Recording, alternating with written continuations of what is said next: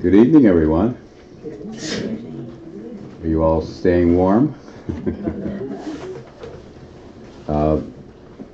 Yeah, my last talk, I mentioned that with this Piscean portal being so profoundly present, it's a particularly important time to pay attention to omens. Omens are gestures of the spirit that are seemingly ordinary events that have profound messages embedded within them if we're paying close attention to the movement of the spirit.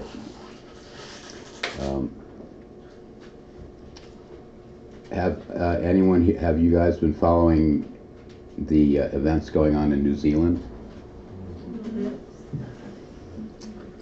Yeah. The Palladian spaceships?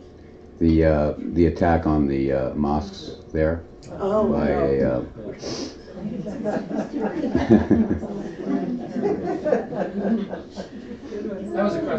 Glenn was probably aware of that. Everybody else was just like in another world, another zone. I've spoken about the hammer of Thor that's active all year, and I was looking for an active demonstration of that particular energetic opportunity on a global level.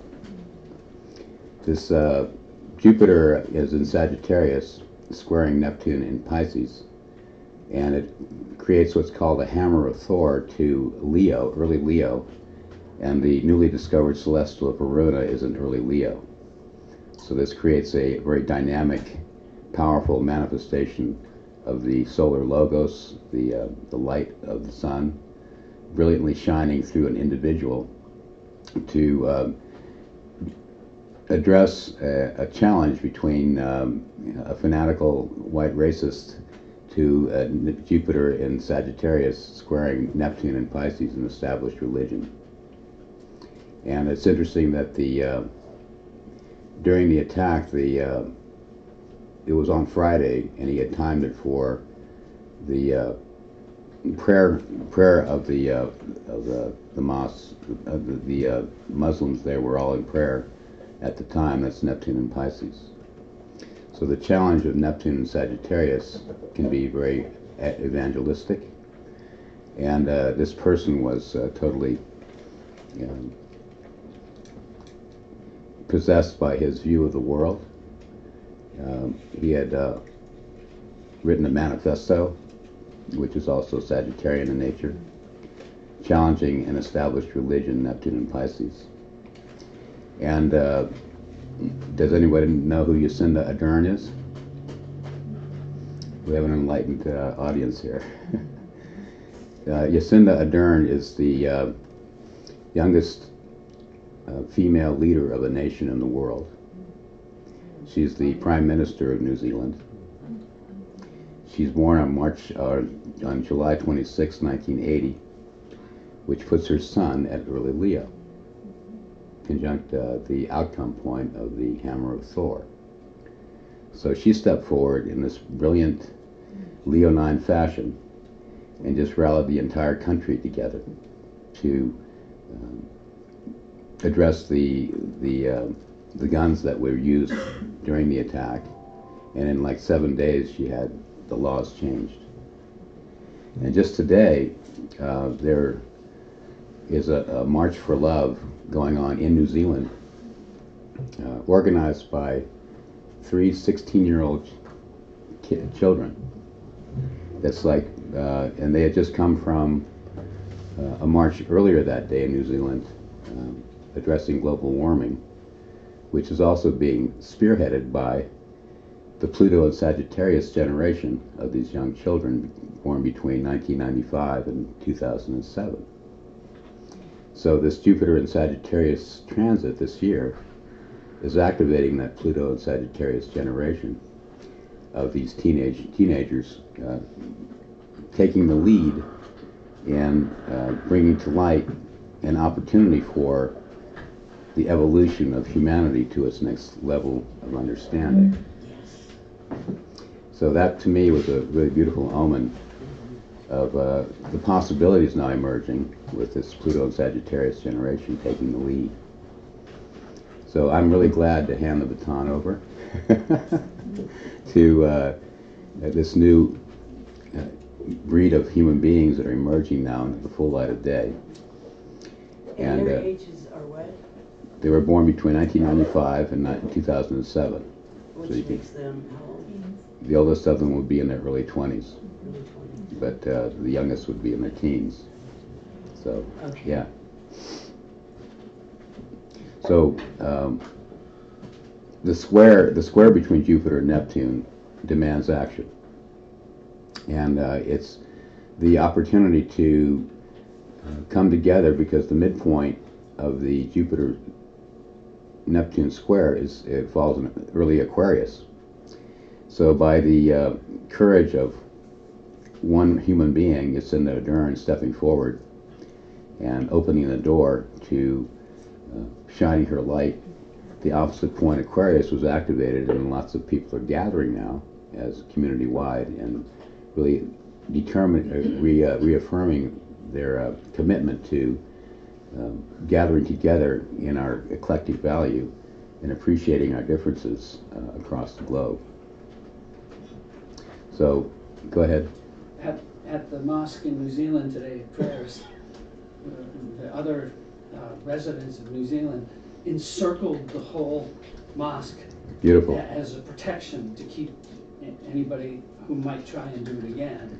They literally had rings of people. Yeah. So you can see how the square resolved itself at the midpoint of Aquarius by the community coming together.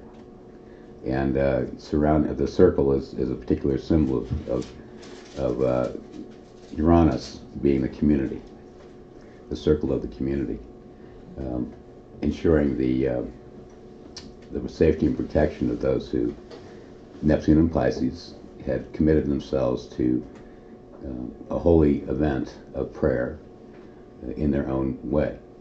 But Jupiter and Sagittarius challenging Neptune is saying, well, the established religions are now being given an opportunity to open their understanding wider and deeper, because the dark side of Neptune and Pisces can be a different kind of fanaticism committed to a one-way religion, where a person believes that there's only one avenue or way to ascend to the higher power.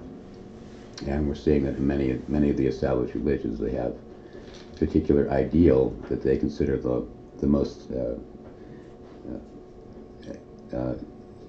most effective way to connect with the higher power, the source itself. So I'm sure I've had the experience in my life of being a member of a cult that believed that our way was the best way, and if we are not conscious about this Neptune and Pisces period, we can find ourselves closing the circle around a particular ideal or path or way that excludes other ways or paths that are equally as valuable in ascending to the higher power.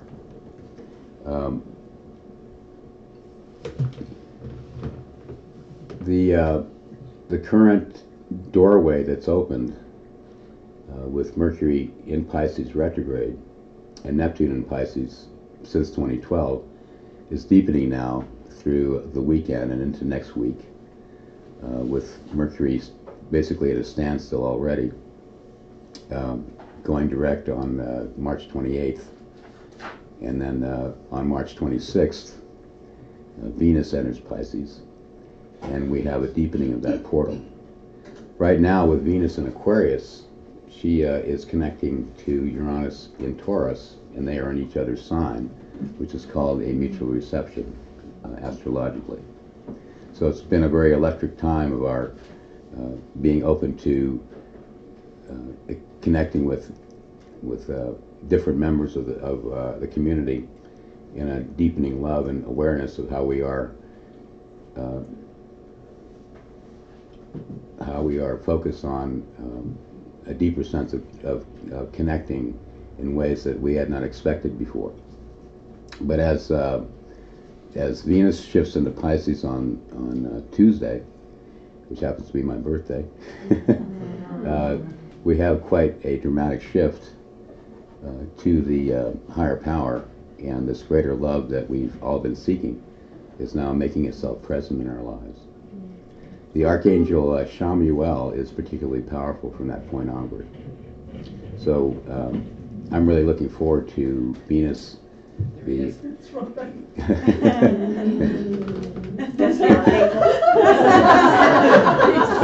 Shamuel, okay. Right behind me.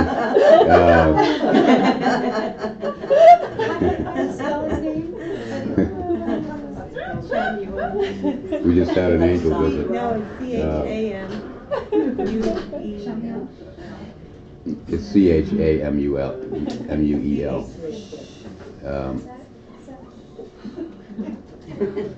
As you can tell, with Mercury retrograde in Pisces, I'm being a little challenged fighting the words to express what I'm feeling right now. So be patient with me because these frequencies are shifting as I'm speaking. Venus shifting into Pisces is a beautiful window giving us the opportunity to experience the love pouring out from the source, the higher octave of love in the human realm. Venus takes the love that's experienced as that unconditional love pouring out from the source and then connects it in the horizontal to our human experience of that love. So when Venus is in Pisces, she's said to be exalted because Neptune is the higher octave of Venus. When Venus awakens to her higher potential, she recognizes that her experience of love, the love she opens the portal to, is a direct expression of that greater love pouring out from the source. So she has this natural vertical alignment, which I spoke about in my last talk, to be a channel or an incarnation, a manifestation of that greater love in the human realm. And Venus, there's always a beautiful opportunity every year and a half with Venus and Pisces, but even more important now because Uranus has shifted into Taurus since my last talk. And he is now looking to Venus as his guide. So for the next 7 years, the placement of Venus and her changing of sign will be more consequential than usual, opening the door to new connections with the wider community, Uranus, evolving from the revolutionary to the evolutionary. Uranus's initial experience is of a revolutionary nature. It breaks the spell of the current social sorcery. So it has a revolutionary impact like lightning medicine. But once that initial revolutionary phase is experienced and understood, then the higher octave of Uranus is the evolutionary. There begin to emerge constructive new ideals or models of community that are quite unexpected and have a certain inherent genius latent within them that recognizes the genius inherent in each individual who is a part of that community and the need for us to listen to one another so that a greater collective field of understanding can emerge through participation of each member of the community and the genius they have to offer. So when Venus shifts now into Pisces, it's really interesting that the chart of Uranus having shifted into Taurus, which is basically the chart of the next 7 years of the revolutionary to the evolutionary process, has Venus in Aquarius in mutual reception with him. Yeah. So that's a very strong signature that will continue throughout the next 7 years. So the dramatic shift of Venus into Pisces on Tuesday, then she starts looking to her higher octave ruler, Pisces, and then Uranus starts picking up that energy. And he is in a way elevated because Neptune is the next planet out from Uranus. So Neptune represents the next octave of consciousness evolution beyond Uranus. So he's actually being lifted up to his next level of consciousness. throughout the middle of April. And then in the middle of April, Mercury goes into Aries and then Venus into Aries.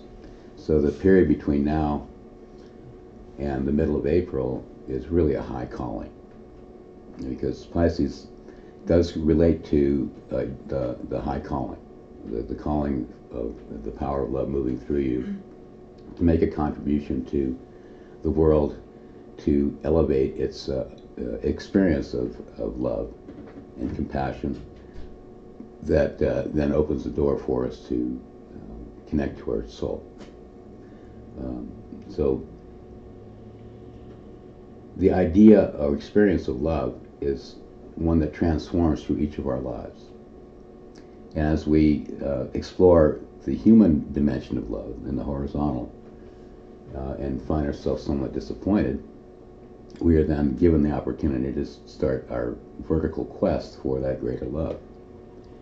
That Bee Gees song, "Give Me a Higher Love." Yeah. And through that quest for a higher love, a deeper and more consistent and profoundly transforming love, we then connect to the Neptunian realm of the love that pours out from the source. And we realize at an increasing level, as we connect with our souls, that it's not love that we're seeking, it's that we are love, manifest in this world. And the opportunity of this incarnation is to deepen our experience of that love manifest in our human relationships in the world around us. So this portal between now and mid-April can be experienced as a highly romantic experience of seeking that higher love in the human dimension, with Venus going into Pisces on Tuesday. And yet those connected with their souls will realize it's only an opportunity for a deeper experience of that love expressed, pouring out from the source in the human realm with one another.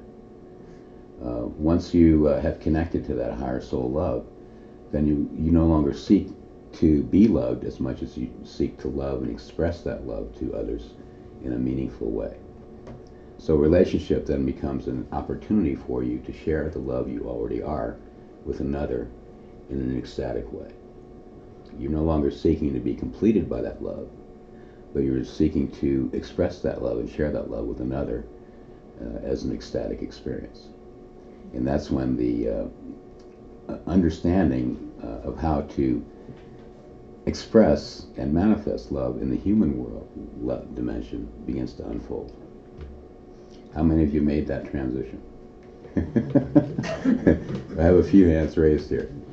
But this is the opportunity now to explore the opportunity for your experiencing yourself as a source of that love, rather than seeking to be confirmed in the beauty and value of your being by the love of another. Okay.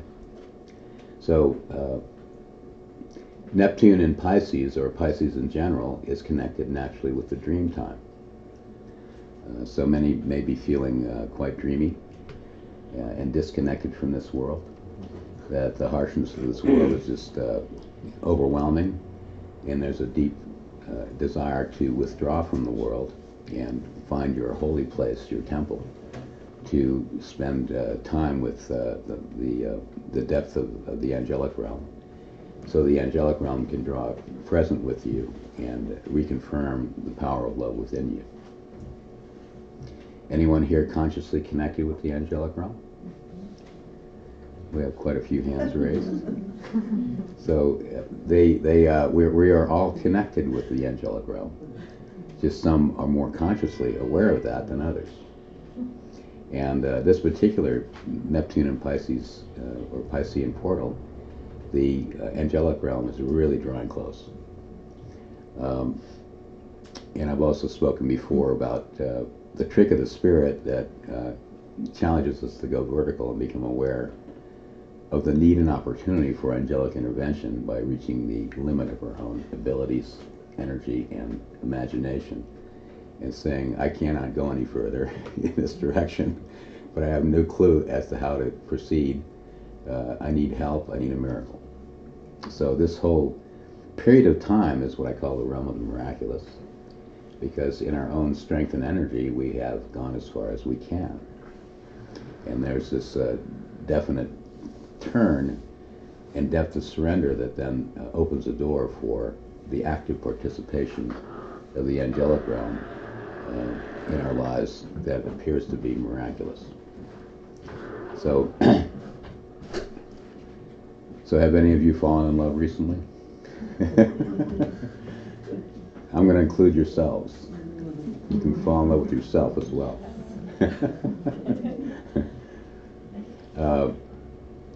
The opportunity, if there is a soul contract, to call a mirror self in with whom you can activate and explore the opportunity to express that higher, more angelic realm of love in the human dimension is very strong right now. So pay close attention to human counterparts or catalysts who may be called into your world to open your heart, to blow your heart open so wide and deep that you're just floored by the depth of love that you feel.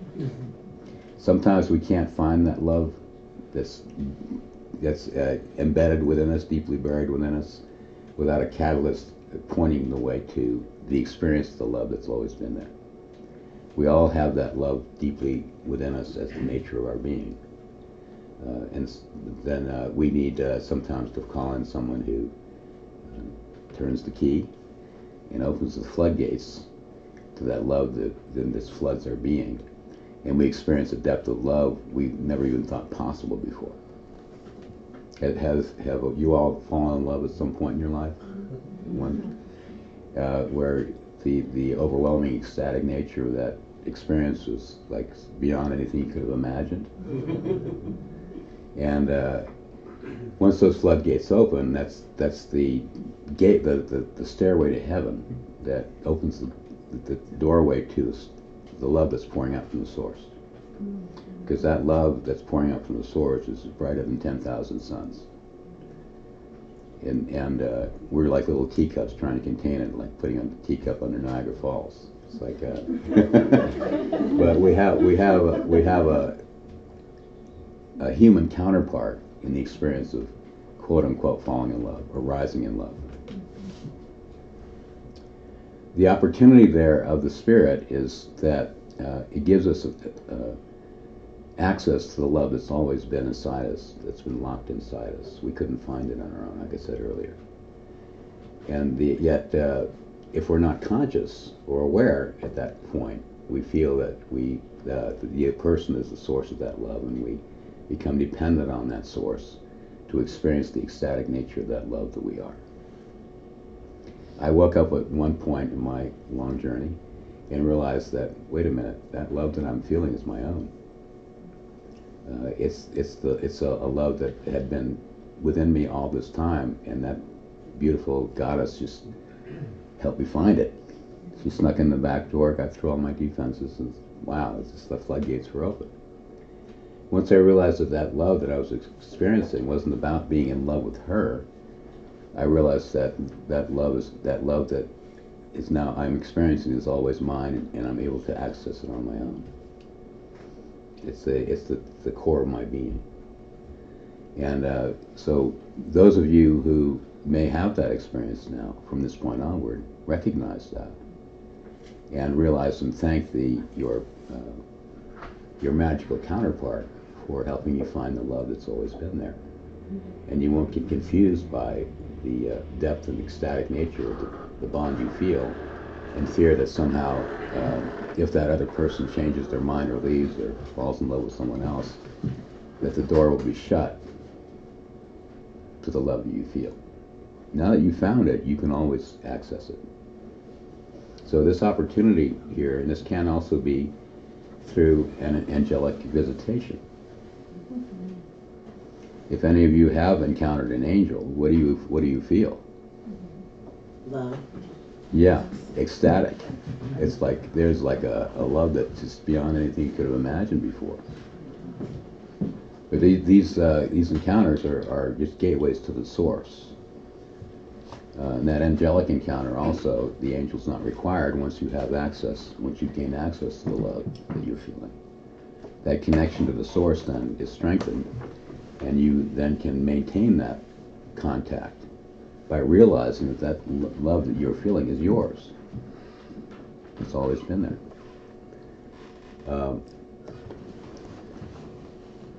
So these extraordinary counterparts can appear in the human realm, and particularly with Venus entering Pisces on Tuesday. The opportunity here to experience that love on the human level is quite profound through mid-April. But whichever way is most appropriate for the stage that you've reached in your own evolution, it can appear in the dream time also, as a dream time encounter with the source. A dream that's just so deeply transforming that you're just washed over, you're opened up deeply to the love that you are. So you all may be surprised at the depth and quality and capacity you have to experience and feel love, and then become an active agent of that love in the world. Once you've experienced the contact with that level of love, then your medicine, your task is then to apply that love in the world in a consistent and sustainable way. We all can have highs and lows, but there's a certain quality of consistency then through whatever discipline you embrace that you apply to the active expression of that love in the world around you. And through the expression of that love in the human realm, then your love is perfected. So once you have made contact with your soul and the Antakarana is built, you'll notice that there's a certain consistency in your life. You'll still have some highs and lows, but they won't be as pronounced as before. And you'll always have a North Star, a reference point to return to, and realizing at greater and greater depths that you are love, and that you're here to express that love in the world and perfect it by involving yourself with other humans on this planet. Yeah, it's easy to feel enlightened on the mountain, going up on the mountain, but try coming down from the mountain and living with one other person for a while and find out how deeply connected you are on a consistent level with the love that you are. Any questions or comments at this point? Go ahead. I was going to share something. I've had this come through me a couple times, but today it was more intense regarding a love relationship, and it was going to the Almighty Creator God, where a message came through of, come to the place where there is no pain or suffering, a love that's so ultimate. It's not a human love, it's beyond that. It's not the love of thyself, it's something even greater than that. And that's, you mentioned about this Venus, that's what's coming through for me, is really just bringing in this divine love from God. It's just the ultimate love. And, Divine Mother. Yeah, and you have that experience as the essential part of your being, and I know you're the steward of ecstatic dance here in town, and by your working with people to organize that event, you find out how to effectively manifest that love in the world in a consistent way, right? Yes, So, she does. yeah. I'm a witness. Remember, there was like these blue angels that were through the lights of the windows. I think we posted it on Facebook. But literally, when we looked out the window, it looked like a regular glass window. But when we took a picture, there was beautiful, divine, angelic blue angels on the other side of the glass. It was just profound yesterday. Because the opposite to Pisces, which is its Piscean balance point, is Virgo. Right. And Virgo is putting yourself in the active service to another to perfect your talent and ability. So by being the steward of the dance, you put yourself in active service to others. And then through working with them, you find out how to apply that love in a tangible way. And facing all the challenges of working with humans. Yeah. But that's the Virgo contract. To say, okay, I'm going to put myself in service to you or others so that I can find out how to perfect my talent, ability, and love through the practical workings of a task that's being accomplished. So one of the ways you can ground yourself during this particular portal and not feel like you're like a helium balloon drifting far above the earth is to find a medicine task worthy of accomplishment and put yourself in service to another. It doesn't need to be on a personal level, but it's even more pronounced if it is on a personal level. And through performing that task with others, then you hone your talent and your ability to manifest that love in this world. So I was given a keyword of this next phase of Uranus and Taurus as the energetics of beauty. Uranus is energetics, it's an energetic field. Venus, ruling Taurus, is the domain of beauty. So the energetics of beauty presents opportunities for us to transcend the form that we feel is necessary to feel attractive. And then follow the energy of the attraction to form new kinds of relationships that have been really beyond our understanding or consideration before. Now, I have Venus in Aquarius, so which is ruled by Uranus. So I've had a lifetime of following the energetics of relationship into ways of being with others that are just very unusual and beyond what was expected or accepted as the right way to do it. And I just decided at some point to follow the energy and allow the energy of that relationship to take me wherever it chose, rather than having any preconceived idea of a right or wrong way to do relationship. So I was very experimental in my life in following the power of love and forming relationships that went beyond the social norm. With Uranus and Taurus now, we may be finding ourselves being given opportunities to completely transform our idea of right or wrong in relationship and follow the energy of that relationship into new experimental ways of being with one another that might go beyond just being with one other person. And I'm just, kind of reaching for words here, but we'll have 7 years to explore this idea. But if you find yourself, if you are in a relationship or are looking for a relationship, be ready for unusual opportunities to explore relationship in ways that you hadn't even thought of before. And because the energy will be there, it'll be electric, it'll be exciting. But it'll say, wait a minute,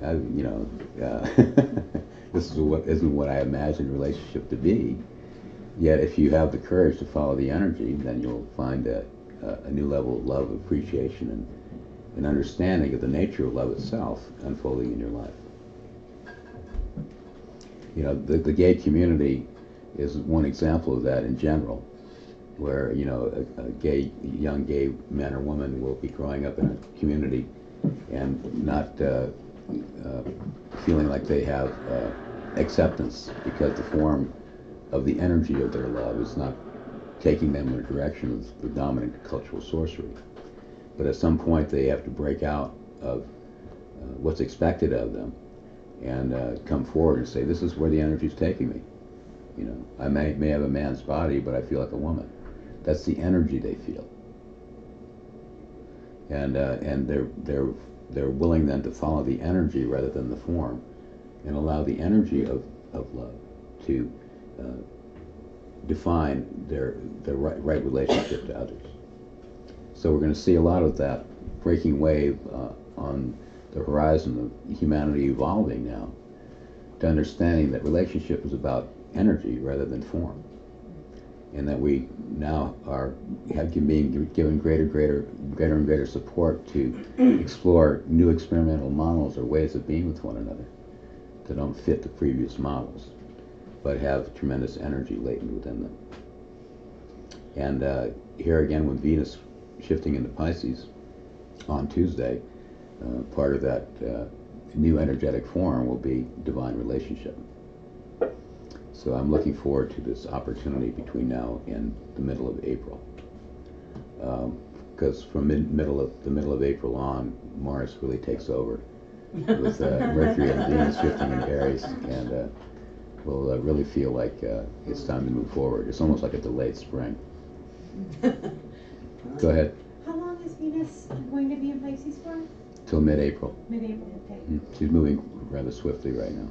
That's like the flirtation. So- I Yeah. have a question about like when you're with your partner, if let's say you're in a partnership and your guys' chart together creates a their own planets in each house. Mhm. For instance, my Venus is in Sagittarius, Mhm. but when I do my chart with my partner, our Venus is in Pisces and it's in the 4th house.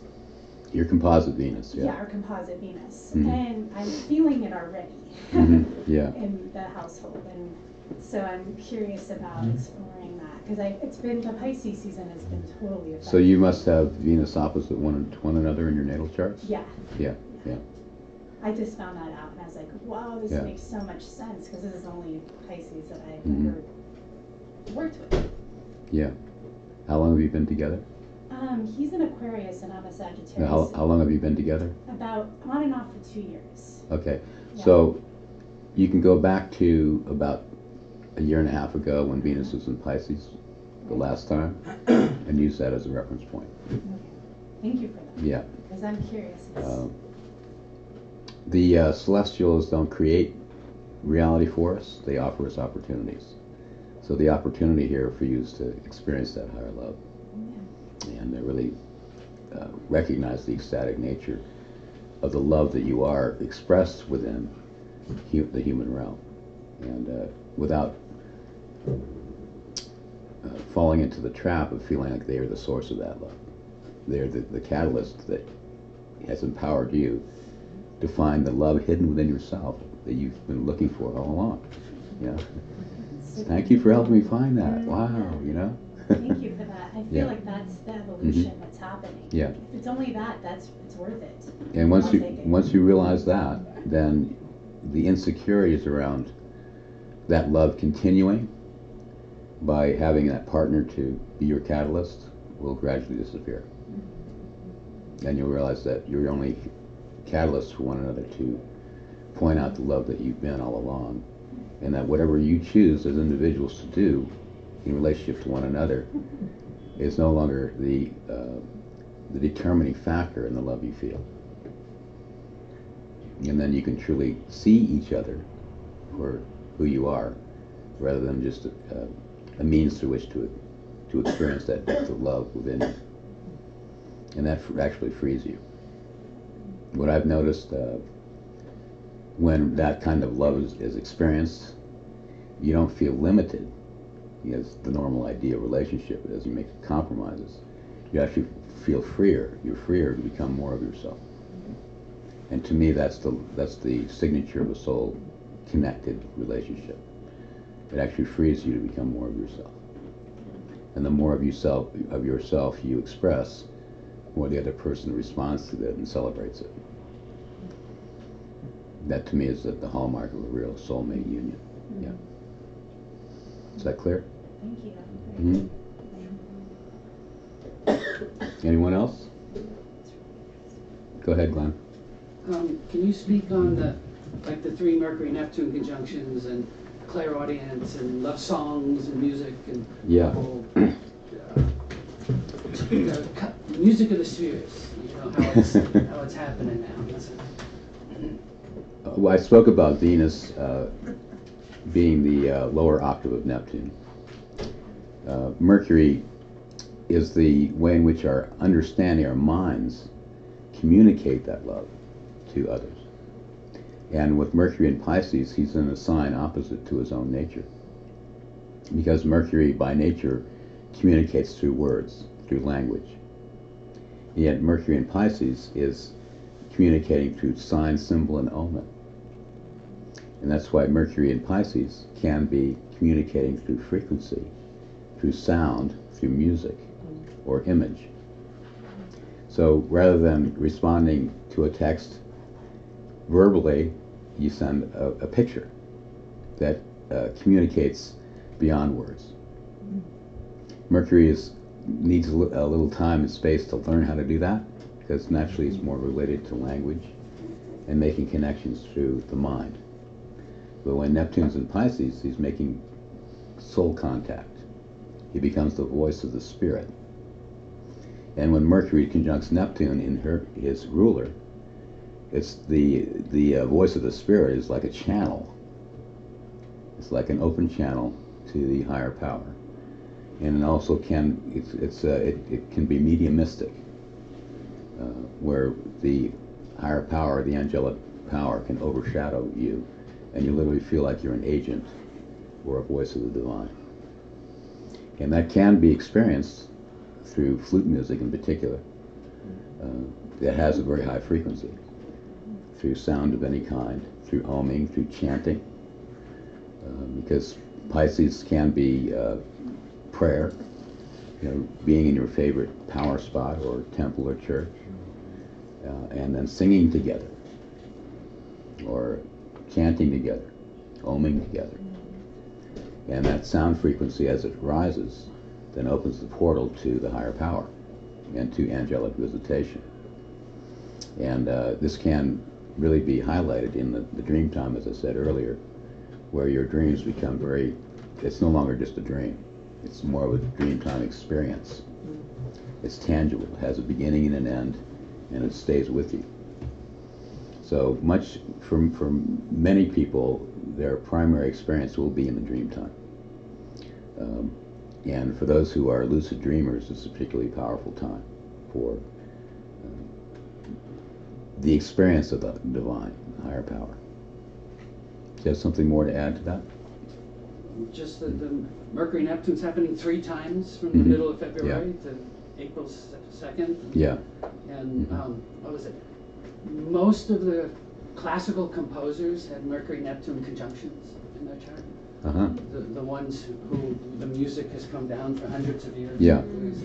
And many of them said that they they got it in a dream, or it was given to them.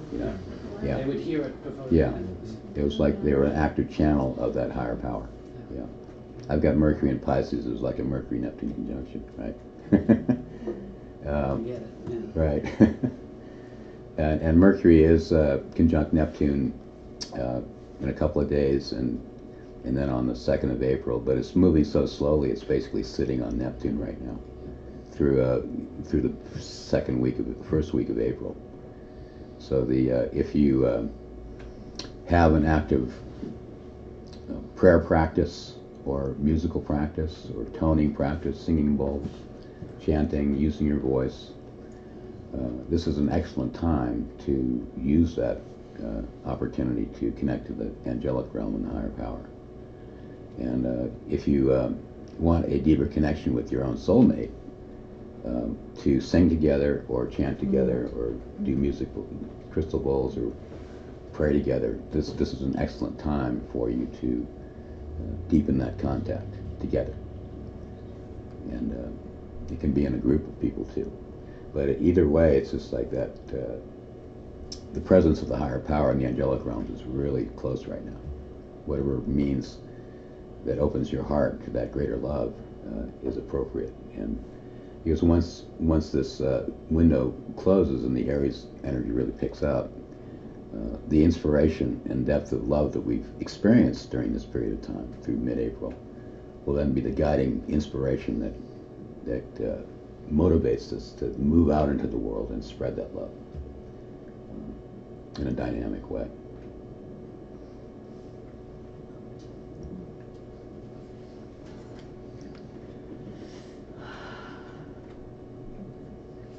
Any other questions or comments? I have a question on about music as well. I had an experience with music and dance that was so strong and profound. It was like it was coming through me, perhaps angelic, and materializing in almost like a sign language, but it felt like a language coming through me, and I was thinking it might have been the language of light. Can you speak on that? From my understanding, the realm we're speaking of is the sixth dimension. And as you step down into the fifth dimension, it starts taking a form. And it can be expressed as sacred geometry, crystalline energy, language. So that you are stepping it down into from the sixth to the fifth dimension. And that's when it starts taking some particular form. In your case, it was light language. That makes sense because I've been working, or not really working, but it feels like I've been moving into the fourth and fifth dimension, and it was something that I've asked for, asked, you know, the angelic realm, and so that sixth dimension step down. Yeah, the sixth dimension, from my understanding, is the realm of yin love, the power of love itself, sound and color. You experience this incredible, you know, music. And it's just, the colors are just like beyond anything you've ever imagined before. And as it steps down into the fifth, then it begins to take on the yang aspect of the higher mind and take some kind of form or understanding or structure, like sacred geometry. You know, the flower of life, things like that. And then, you know, steps further down into the lower dimensions. So after the colors and the sound, then to the evolution of that into dimensions would be what? The seventh dimension? The seventh, yeah. That's because it's 5, 6, 7. Right. I know how to count. So I'll go from 13 to 5. No, 13. From my experience of them, it's the seventh dimension is the yang aspect of love, the power of love itself in an active form, where you are a creator, an unconscious, purposeful act of love. So, you know, and there are many different explanations of the different dimensions. So isn't a portal open right now for everyone to come up to the fourth, fifth? Yeah, the portal, it's always there. It was just the opportunity to consciously connect with it now is really empowered. To live in it. Yeah, to become more consciously aware of it. Because the angelic realm has always been with us. We're just not usually aware of it as deeply as we are now. So do the portals only lead to like certain dimensions, or the portal can go to any dimension you want? That depends on your level of evolution. Okay. Won't like the fifth dimension blow our mind enough, and then we'll just want to stay there for a while? Yeah. Yeah, that's what I thought. Some of you. No. Yeah, I don't really look to, you know, ascend into any dimension. It's a natural evolution. Once you've explored the opportunity of a particular dimension, you'll naturally evolve to the next one. So it's not a goal of mine, you know. Aren't we all doing that right now? Yeah, we're all doing that at different levels. So yeah. I'm getting a sense, just in your talk this evening, I have Venus in Aries, and it feels as though this Piscean Venus, I mean, it's totally, I know, the opposite of that, and it feels like shifting into this space with the Neptune, and I have a very strong Neptune, and that this is really a much bigger life passage than just a Venus thing happening with all so it just would that make sense? That yes, because of two things. Neptune's in Pisces, its ruler, and Uranus has shifted into Taurus and is looking to Venus as his guide. And I am a Taurus. Yeah, so this particular Venusian in Venus and Pisces portal is extremely, it's just absolutely mind-blowing. Yeah, just extraordinary. It feels like that. Yeah. Go ahead, Shannon. I know you usually look at your ephemeris and sort of tell us about it, but there are some light workers who have said that the 27th of April looks very auspicious for possibly the event with solar flash and kind of ascension energies or something very powerful. And I just wondered from the astrological perspective if you're seeing anything.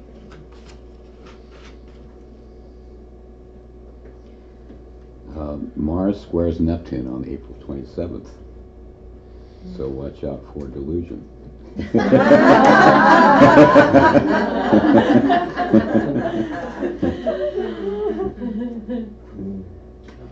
Yeah, I've long ago let go of the idea of an event horizon.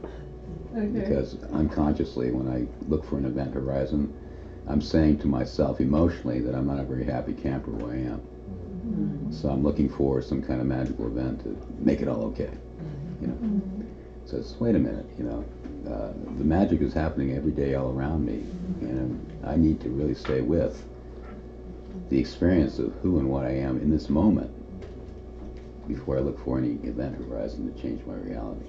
You know? Well, it's not really thinking of me, it's thinking of the whole planet, Yeah. my consciousness. Right, and there's an unspoken message You to can feel that send. in a dream, like that experience of the event. Mhm. You can have a dream experience of it, Mhm. and that's kind of like in no time. Yeah. And then when you wake up, it doesn't really matter that it didn't happen around the whole planet, because Mhm. oh, I felt that, so Yeah. I guess everybody will feel it when they're ready to feel it, like a Right. feeling Mhm. instead of a Awakening time can thing. occur in very unexpected and unusual ways. Yeah, You know, exactly. like having an out-of-body experience. Right. You know, Trump has an out-of-body experience and he changes back to a Democrat.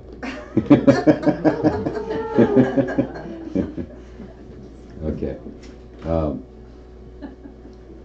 Enough of that. The USA has experienced its Orcus return.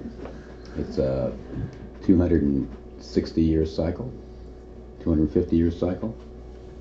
Orcus and Pluto are returning to the USA. Pluto and Orcus about the same time. And the USA Orcus is in Virgo. And I was looking for an omen today that would kind of be a signal for this Orcus return. It's going to occur a number more times. And does anyone else know what happened today in the news? The Mueller. The Mueller report. What's the Mueller? What's the Mueller report? Without getting too far into the weeds, Virgo. About teeth, right? No. Virgo is constructive criticism about how well you're doing your job. That's Virgo. Orcus in Virgo. Orcus is connected with our soul's wealth. What's Operating. Orcus? Orcus is a newly discovered celestial. Oh. Beyond, he's like very linked in with Pluto. He has almost the same orbit as Pluto, and they circle one another in this almost like a intersecting Vesica Pisces pattern. Is it a And so planet? Orcus is like a reflection of Pluto. Orcus brings the wealth of the Pluto transformation. And Orcus in Virgo would be operating from the soul level, so in service to others. And so Orcus in Virgo, a return, would be calling those who are in powerful positions of service to the people to account in a constructive manner. Okay? So the dark side of Virgo is being hypercritical. The higher aspect or side of Virgo is being constructively giving constructive feedback for the opportunity to perfect one's service to others. Efficiency. Yeah, and one word for Virgo is efficiency, but it's really honing your talent and ability to be effective in offering service to others. So the Mueller report is saying these are all the places that you have not been a very good servant, you know, to the people. You've been serving yourself instead. So this whole issue of serving from the soul level as an opportunity is being presented to the United States at this juncture in its history. But I thought that was an interesting omen on the day of the orca's return. But it's during the Mercury retrograde in Pisces and Right. Neptune.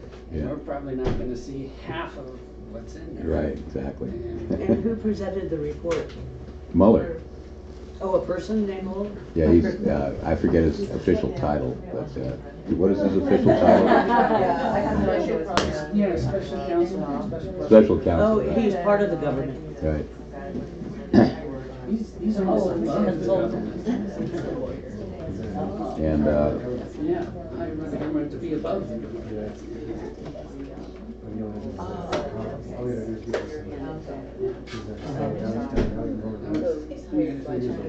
so, okay, one last thing here. Hello, everyone.